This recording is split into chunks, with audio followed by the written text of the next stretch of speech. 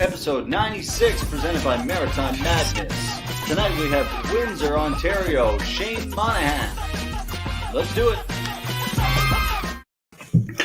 How are you, John? Welcome back, episode 96. It is hot as balls in here. How are you, man? Feeling pretty good, bud. I gotta take this off. I'm sorry. I tried to do a whole episode and I can't do it. I'm sorry. Welcome back. 30 seconds, love. Show it off. Stripping. Send those fucking wolf tickets to the strip show. Man, let's get it started here, folks. Welcome again back to episode 96. This episode's sponsored by our friends at Maritime Madness over there in PEI. Check them out. Use the code FLA10. Save 10%. Get $35 in shipping across Canada. Great people, made locally, over 30 flavors. Been supporting us for a while. Check them out. Good stuff. Yeah, man. Well, let's get into it, John. I know it's been a hot day here. We got a cool episode lined up here. Here's a guy that originally from Ireland, now over living in Windsor, Ontario, training at the Maximum Training Center with, a very, very big stable made of talented athletes with the Laramie brothers, obviously Kyle Prepelic, and the list goes on and on with who he trains with over there. Currently 1-0 as a pro, but lots of experience as an amateur, 6-2 as an amateur. Mm-hmm. And it's kind of an interesting story. Moved over here from Ireland and kind of picked up the sport over here. So shall we? Interesting. Let's do it. All right. Without further ado, folks, Mr. Shane Monaghan, how are you, sir? Hey, how are you guys? Awesome. Excellent. Awesome. Thanks for having me on the show. Yeah, no, thanks so much. Obviously, you're at the gym now. We were just talking about that. Yeah, how's that going? I mean, we're just getting a little easing back into it after all that madness has happened. I mean, normal classes aren't back to schedule yet, but we're just doing a little bit of secret training. Nice. There you go. Yeah, well, it's important, man. Like, what are you going to stop? Like, I didn't tell John this, I guess. I didn't tell him sorry, go ahead, Shane. No, go ahead. Oh, yeah. So I had a conversation. We had a conversation today with the commission again, and another commission in the country today. And it's just, no one knows if this is going to be 6 months, 12 months, 18 months. No one really knows, but you got to keep training. Yeah, I mean, like we talked about earlier on, I can't see it happening by the end of the year. I'd like to see something maybe at the back end of the year, but I just don't know. Yeah. But we got to keep training anyway, right? Yeah. Yeah. Yeah, it's very true. Yeah, you and I did speak about that earlier. It's true. Like, who really goddamn knows what's going to happen, man? And it's scary. How's the gym? Like, how's the scene in Windsor? Yeah. I mean, it's just like I said, we've no normal classes going, like nothing like that. But like, all the guys are just doing their little bit on the side, just trying to keep active and in hope that something comes up regional wise. I mean, if you're not fighting for Bellator or UFC, you're hoping for something regional to come up, Mm-hmm. Yeah, that's the trick right now, man. The regional scene, like, unless you've got deep pockets. Yeah, I mean, like, possible to make something happen. I mean, if anything was to come up, it would be without a crowd. So there goes your ticket sales, and then I mean, are you fighting for free or what are we doing here? So yeah, it's true, man. It's like, and the amount of fighters who contact us are like, I just want to fight for free. I just want to fight, and it's like fucking mind blowing to us because we're like, we're in the same kind of position. We want to continue on, but we could never, ever, ever let someone fight for free. It's just not how the game should work, in my opinion. No, it's good to see that guys actually want to get out there and they're chomping at the bit to fight and get some fights going to fight for free. But at the same time, it's business-wise for the likes of you guys, it's not really a viable option, No, it's definitely not. And no, I mean, that's what we've been trying to figure out. That was a big part of our reopen plan, was trying to do it in such a way that we could, at least pay for it. But we had to scale back just production and that a great deal, and a lot of things just had to be removed. It takes away from the whole experience, but at the same time, you guys need sanctioned fights in order to progress, right? So, and you want the fans there as well. I mean, it makes it makes the event, right? Yeah, it sure does. And we're just not in a place that I think pay-per-view would pay for it in itself for us. Maybe, right? Depending on who we could land. But we've got even $25,000 in purses on top of production costs. That's a shit ton of pay-per-views at $15 or $20, right? Mm-hmm. So I don't know. It's almost impossible, but if we can get ticket sales in the mix, then and that's not even the issue. It's the commission holding it up right now, and everyone just wants to be safe. Right. Yeah. You guys just moved into like stage 3, is that correct? Is that No? Actually, most of Ontario, I think, moved into stage 3 lately, and Windsor, Essex County, where we're from, got held back into stage 2. So we got to wait again. So, I mean, we're like still one step away from getting the gym open. I mean, stage 3 will be whatever stage 3 is, and I think the gyms and contact will be after that again. I'm assuming. Yeah. Oh, it was like that here. But we're kind of able to work around some of the rules now, small groups and things. So yeah. It's super interesting how it's working, and it's fucking all different.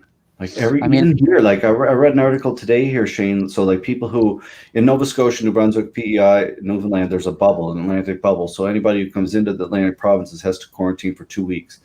But if you're an essential worker in Nova Scotia, you do have to isolate. But if you're in New Brunswick, you don't. I mean, it's all it's provincially different, right? I mean, it just doesn't make sense. And there's no, what would you say? There's no, I don't know. There's just consistency. There's no consistency. Yeah. So have you noticed any? Sorry, go ahead. Go ahead. Have you noticed anything? Like you're obviously from Ireland, not obviously, but for anybody who's wondering, you're from Ireland, originally Dublin. You're obviously from Ireland, But I thought that was a French accent. Yeah. But do you notice any difference from home, like when it comes to politics or anything like that? No, it's still the same. I mean, I think they're in like a stage 3 now as well, kind of setup. So we're kind of on the same level, but it's still, again, each area of the island is a little bit different, So, just like you said, no consistency.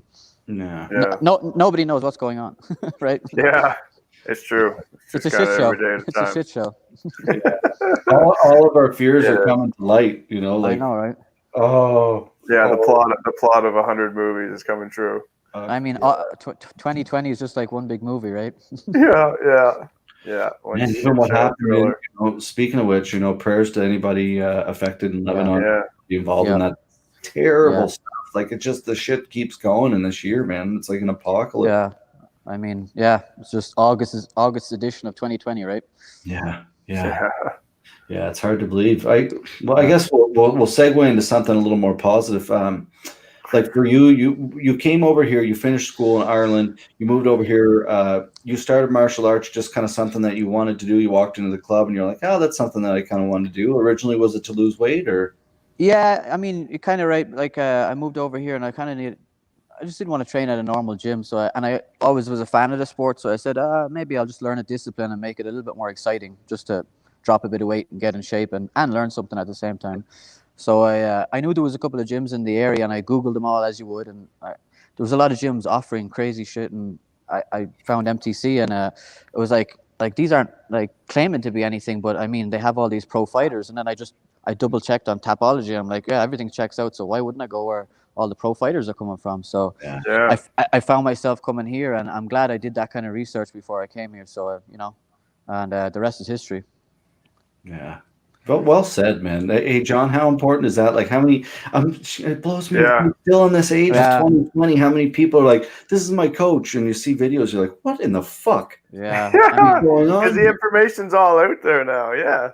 I mean, but even though the information is out there, like some of the people, the general public, will just be captured by the front page, right? And they don't deep dive into what they're getting into, and that's for most things in life. But luckily enough, I was intuitive enough to go behind the scenes a little bit and double check into what I was getting into. But and here we are. So how long have you been there then? I came in 2014, I think. Oh, nice! So 6 years. So. And I started I had my first fight in May 2015, my first amateur fight, and I went 8-2. So over a period of 2, my apologies on that. Period of 2 years. I think Tapology is missing a couple of fights, so that's where you probably get the mistake from. But so I think it was a period of 2 years I went 8-2, and had a lot of fun. Yeah, no doubt. Very very active. Yeah. Very much so. Like there was one stage where we were fighting every 3 months at one stage. I remember at the back end of one year, when I think I won the 35 and the 45 PFC amateur title. I think I started in November and finished in December with I think 3 fights. So it was a busy year, that the back end of that year, and that was my last amateur fight, I guess. Yeah, great way to finish. Yeah, well, I And mean, it was still carrying the momentum too. it was time to move on then, I guess. So I mean, I felt that I did everything I could at amateur at that level, and I mean, it was just time to get up for the next test, right? Mm-hmm. Did you find there was? Sorry, go ahead, Derek. No, you go. You go. Oh, we're gonna do this again, are we? No, I was gonna say, did you find it a big transition from amateur to professional? You know what? The biggest thing I was worried about was going from the 3 minutes to the 5 minutes. For some reason, that just stuck in my head for a long, long time. And it wasn't the skill level. It wasn't the added the elbows and the knee strikes and the different submissions that you were allowed to do. It was always the 5 minute thing. And I always pride myself on cardio. So that was one thing that worried me. But I mean, look at the people I was training with. I was the last amateur of a bunch of pros. And I'm always helping them getting ready for fights, and we're doing nothing less than 5 minutes. So it kind of got me ready, but I was still always doubting myself at the same time. But again, I had to push hard on the cardio, so I knew it wouldn't be an issue at the time of going from the 3 to the 5. I mean, it's a little bit of a faster pace at 3 minutes. You can put a little bit more output, and then the 5 minutes you kind of have to calm down a little bit, unless it's a barn burner, right? Who knows? But you want to be able to pace yourself. You need to be ready for a barn burner. Yeah, you do 100%. 100%. And that's what we would simulate in the gym, getting ready for fights. We'd simulate barn burners, but hope for a more cleaner, technical fight. Hope for a 5-second knockout and be ready for a drawn out war. Yeah, cardio. Right. But again, cardio is imperative.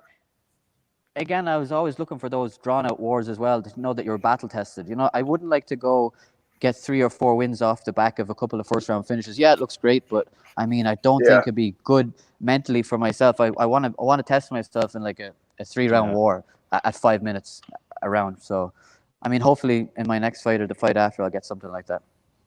There you go. Hopefully you can get a damn fight. So many canceled fights, brother. I know. Well, I know. I mean, I had a lot of canceled fights, and I had a lot of visa issues when I was over here, and it was prohibiting me from getting my health card, right?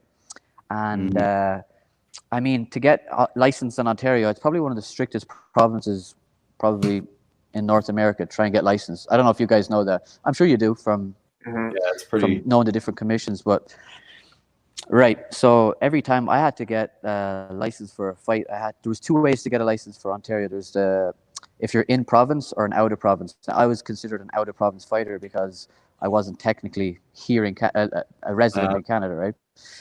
So then I would have to pay for all my medicals. So the number 1 on the list is an MRI. I tried to get an MRI in Ontario for under $1,000. Yeah, good luck. So every fight that I was having, or every fight that I was scheduled for, that I was going to sign my name to, I was paying out at least $1,500. That's just to get a fight signed. So I had a couple of them, and I mean, anyone that says that I don't want to fight or whatever, like, get out of here, because I'm paying, right? You know yourself. Purses at no professional fighter isn't that much. No. And it's not going to cover any of the medical costs. So I'm honestly fighting out of the love and the love of the sport, and just to see myself get better and better and better. That's all. It's for me. It's for no one else. It's not for money. I have a good job. It pays well. I'm not, I'm just here to get better every time. So, I mean, and that's a lot of the reasons why some of those fights got cancelled. A lot of pullouts too. And then there was 1 injury on my part. So, I mean, add them all up, and we had 4 or 5 scheduled fights to go, and we only got 1 out of the 5. True. That's the game, I guess, but it's definitely a frustrating part of the game. It's been a rough roller coaster. It's like, hasn't been easy, but I mean, I'm still here. So. Yeah, that's the important thing, man. Mm-hmm. Keep pushing forward. Yeah. You look like a young guy. You got some years ahead of you. Us old dogs, we don't have that. So you're breaking up there? Oh, sorry. Can you guys hear me now? Yeah, I called us old and said you look young. Your connection's breaking up there. It's just getting a little bit. How's that? Better now? Better. Is that better, buddy? It's still crackling. I'm just going to pull you out of the stream. Just click the link again if you don't mind. Okay, yeah. All right, folks, just having a few technical difficulties. If we weren't to have any technical difficulties, it would be no fun. No, this was scheduled. This was supposed to happen now. Yeah, that's right. That's right. Yeah. That was the next level of production, right? As we come back from our 30-second countdown, here we are again. Maritime Madness. Sponsors, part 2 of the interview. If it comes back. We're going to break for sponsor here now. Motive Fitness. Check out Motive Fitness in the Valley, folks. Annapolis Valley's #1 gym. Yeah, that's right. Come see us down at Motive Fitness. And fitness activity. Get fit. All right, let's see if we can bring Shane back on. Sorry to cut you off, John. That's okay. I'm just in the middle of a plug. It's no big deal. Shane, how are you? Can you hear me better, bud? Ah, perfect. Now we can't hear him at all. He's got to unmute his microphone, I believe, folks. There he goes. Oh, together. Shane, you got it. You go. Hey, nothing like live TV, folks. The joys of going live. Yeah, exactly. Look at me sweating. Yeah, man, I got AC over here. I'm cool. In the forest. Let's get. I want to ask you real quick about. Again, obviously you're the 2 division amateur champ for Jamie and crew over there at Prospect. What kind of is the biggest experience you got out of like here we are on the East Coast? There's a few fighters with a lot of amateur experience, but not a lot. You've had a shit ton. Any advice for people? How important is the amateur career? I went about it that I was always comparing myself to the guys at the gym, right? And I'm chasing them all of the time, right? So in some way you would think that, oh, well, you're still not as good as them. So I need to keep fighting a little bit more at amateur. But that was just a thing that got in my head, but it was kind of a good thing that kept me right on the track and kept me chasing those guys together all the time. But advice for amateurs, definitely pick your weight class if you can. Don't cut too much weight, if any weight at all, because you want longevity in this career, and cutting a lot of weight isn't going to help you. But I would say get as many amateur fights as possible. And just like I alluded to earlier on, don't just go in and get 4-0 and 5-0 and get quick finishes and move on into battle. Get yourself battle tested. Maybe have a loss. A loss is crucial. It really is. Like, it really makes inside and really delve deep into your own game and see where you've gone wrong. Like, you need that, right? If you haven't gone out there and got cracked and got hurt or got caught in a submission, you move into pro and that happens, you're going to fall from a higher spot. Now you're at amateur level. You can experience that. It's not on your record. You can go home to the gym. You can polish up what you lost out on, and get back at it. If you can take away a lot of lessons from that. You're not going to take away a lot of lessons from winning straight wins and just crushing guys. You know, that kind of way. Yep. So that's what I would say. Win a couple of titles and move around. Get different looks. Bounce around a couple of promotions and get some titles and some wins from there.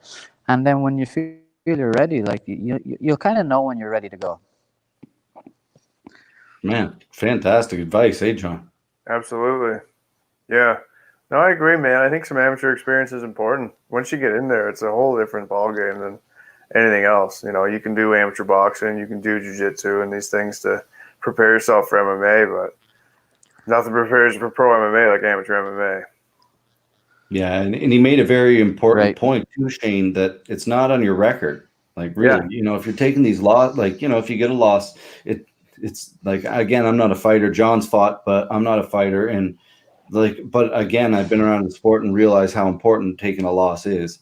And that is really good advice. And is that something you learned from, like, again, like the success of your facility and the team around you?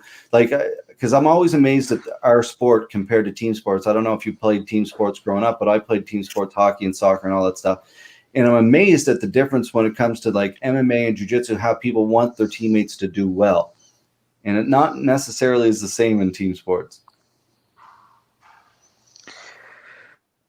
Yeah, I mean, I was never really a fan of team sports because, I mean, you can go out there and have a bad day, but the rest of the team can carry you. But, I mean, you can't have a bad day or a bad day at the office in MMA. You have to be on point. And, I mean, it's a selfish sport, but teammates do help you get there and help you get to the level that you're at. But, I mean, I much prefer, like, everything being on me on the night. Interesting. He loves the pressure. Yeah.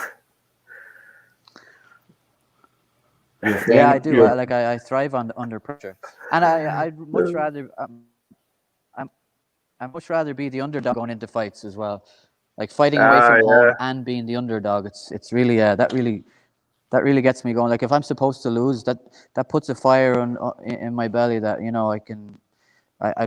I need that. I don't want. Don't give me a guy that this is a good fight. I don't want the good fight. I want the one where I'm going to lose. They say I'm going to lose. That's what I like. I much prefer those kind of fights. It just puts a different perspective on training, and I mean, it gets you out of the bed earlier in the morning. Like if you're supposed to beat this guy, how is that going to get you up for a 6 a.m. run, or how is that going to get you to your third practice of the day? How is that going to stop you eating bad food? No, you want to be the person that they think is going to lose, and then you go up there and you give it your all. And I mean, that's the way I like to fight. That's it's the mentality that I would much rather for each fight. Not saying that I can't do it the other way, but I just much prefer it that way. Of course. I like that. I like that a lot.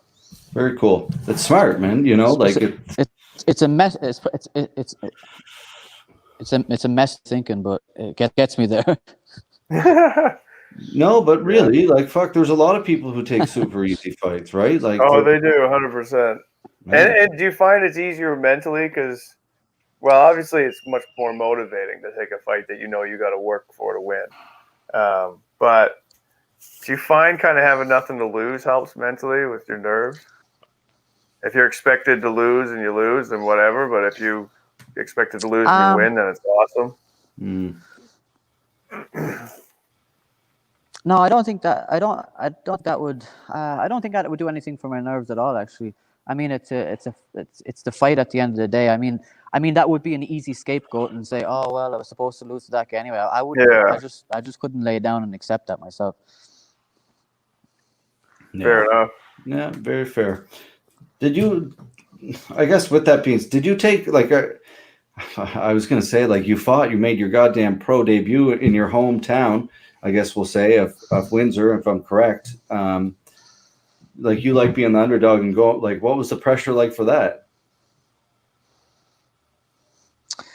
I mean, normally I hate fighting at home. I had 2 amateur fights at home, and I hated the whole aspect of fighting at home because, I mean, friends and family will be there, and it just puts an added pressure with it. I mean, some people say it's nice to fight at home, easy, it's just down the road. I'd rather go through the process to travel and going here and going. It just puts you in a different mindset. Me getting up out of the bed at home and then walking to a fight just puts me in a kind of a weird non-fight kind of feeling. I'd rather be in the hotel. I'd rather be like real like submerged in the feeling of a fight. But again, generally I would be nervous, kind of that nervous energy for a home fight, and I was expecting it. But maybe a month beforehand, I cornered Kyle at UFC Ottawa, I think it was. Oh, nice. And I mean, that was a crazy experience, and it's something that you don't get to enjoy because it's so hectic at the time. But you can look back at it and enjoy it. And then when I found myself in the warm-up room and even fight day, I was like, I don't have that weird jitters, that a little bit of a anxious feeling isn't there. And I in the warm-ups it was just normal. The walkout was normal, everything. And after the fight I was like, I think that was all because I did that just a month before at one of the highest levels. Of course I wasn't fighting at the time, but that nervous energy was fresh. And it was at the highest level of you would ever have. Cause, I mean, I'm more nervous fighting my guys fighting than I'm fighting. Yeah, If I'm you the get me, same because way. I have Yeah, no control. Do yeah, you know that kind of way? yeah, 100%. It's a crazy feeling. And I mean, I just went through that at such a high level, and now I'm back Yeah. down to this lower level of me just fighting where I have control. And then I was like, oh, I hope this continues. Yeah, no shit. Yeah. I guess Yeah, you found big advantage. your mental state. There's not, yeah. There's nothing like walking out there feeling like you own the place instead of going, Yeah, what no the hell am I shit. doing here? And that's a feeling that most fighters get, right? Yeah.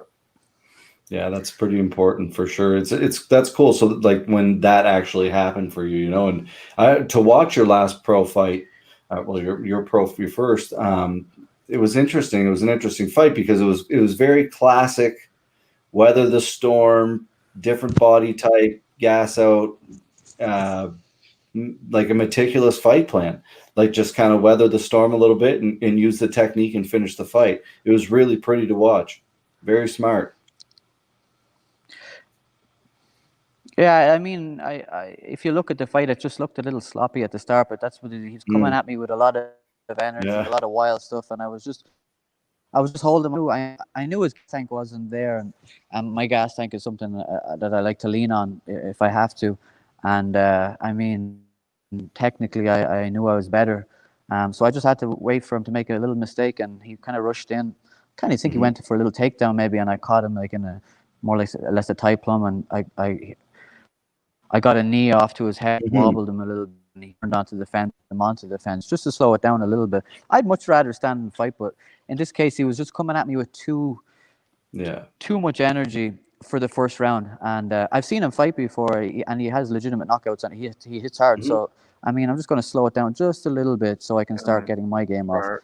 And then, I mean, as soon as he went north south, like that's just my territory right away, and I mean it was a nice and easy finish. Something we trained for too, because I've seen some of his fights, and he does like to go for that kind of rush takedown, and maybe on the fence get a single or a sloppy single in the middle of the cage. And it was there. It was just easy. It was we like there's pictures of me hitting the exact move in the warm up room. Actually, there's a video of it, exact same thing. Just knew. Wow, that's cool. Drillers make killers. Yeah, man. Yeah. We're having a little audio issue there, folks. A little technical issue, a little bit of a delay.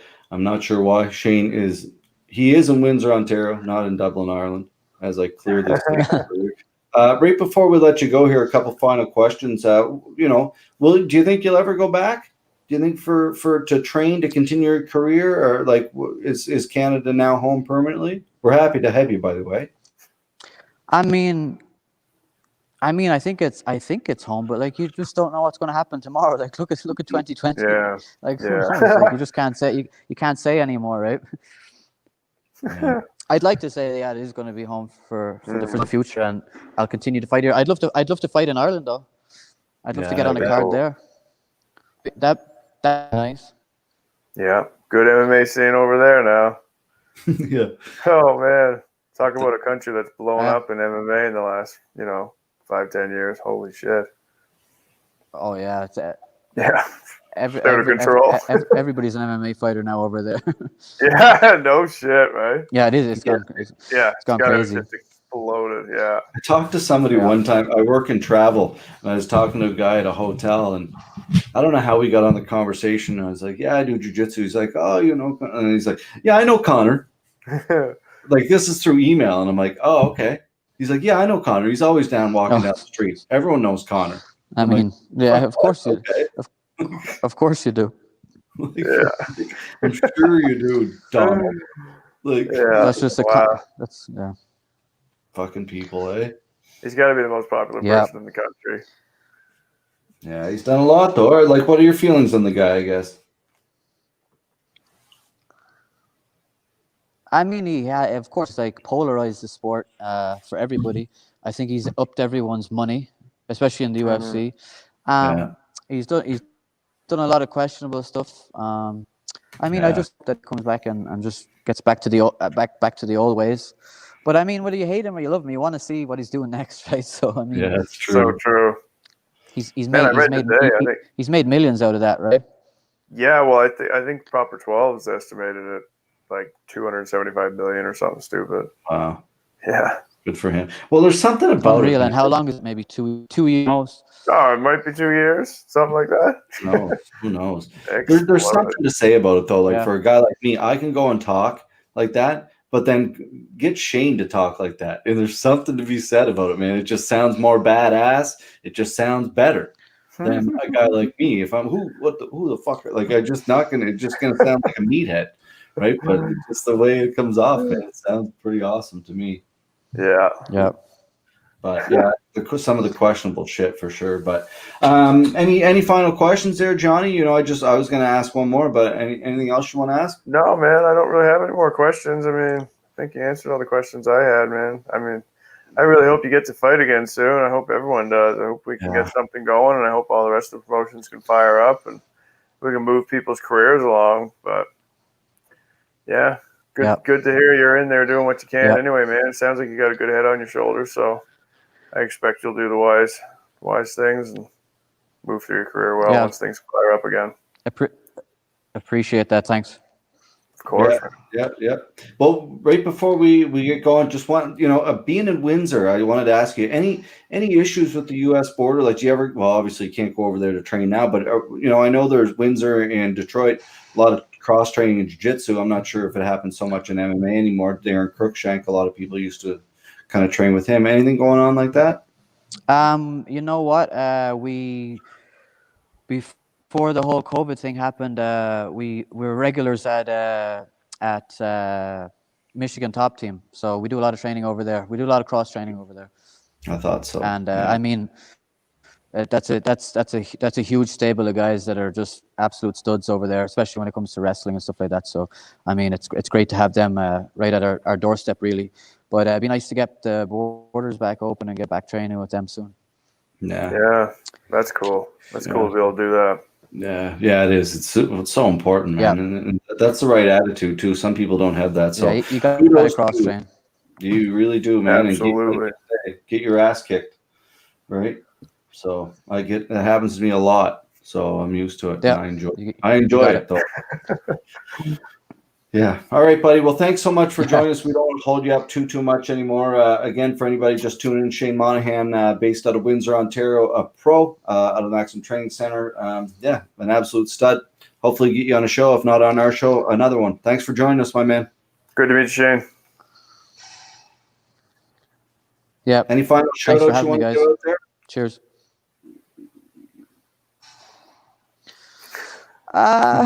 I mean, I hope the rest of 2020 goes better for everyone. That's the shout out. Yeah, we appreciate it. Mic drop. All right, buddy. Talk soon. There you go.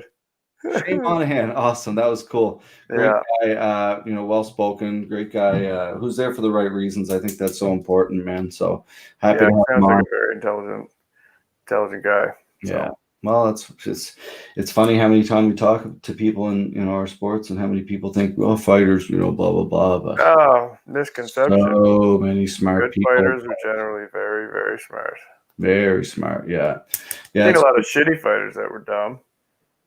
I've seen that much. Good fighters who were dumb too, I guess.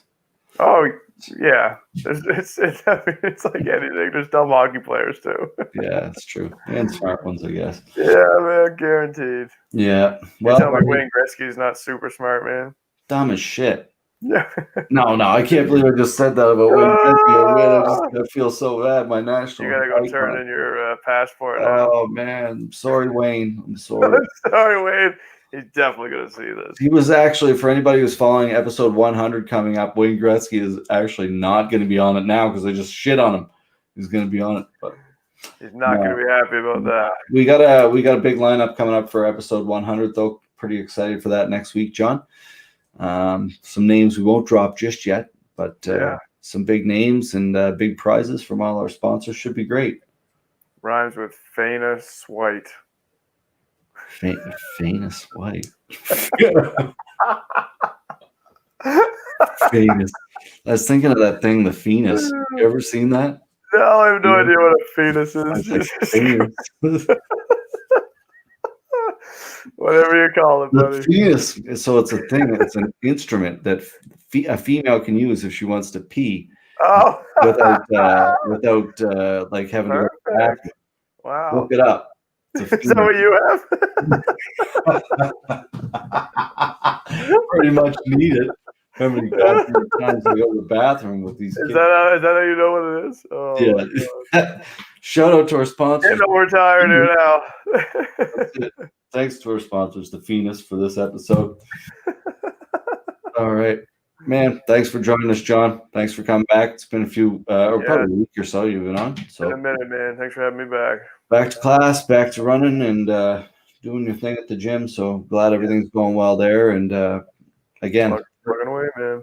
Prayers for our friends in Lebanon. Lots of love to anybody involved. And I have a good friend of mine, relatives over there too. So super. Small world. Yeah, it sucks, man. It sucks. So anyway, buddy, if you can be anything in this world, be kind. We'll see you tomorrow, John. Peace. Talk to you later, bro. Later, everybody. Thanks for tuning in, and make sure to hit that subscribe button. As always, thanks to our friends and sponsors. Without you, none of this is possible.